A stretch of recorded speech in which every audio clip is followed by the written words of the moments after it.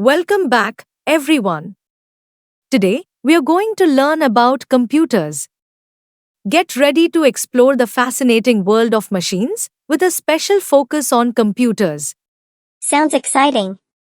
I can't wait to learn more about how computers work. What exactly is a machine? A machine is a device that makes our work easier or helps us perform tasks more efficiently.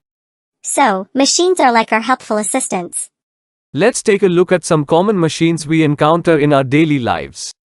We have machines like the washing machine, which cleans our clothes efficiently. And a refrigerator, which keeps our food fresh. Computers process information at incredible speeds, helping us perform complex tasks in no time.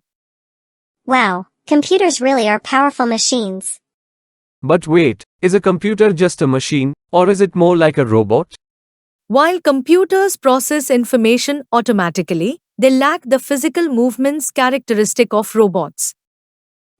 So robots can interact with the physical world, unlike computers.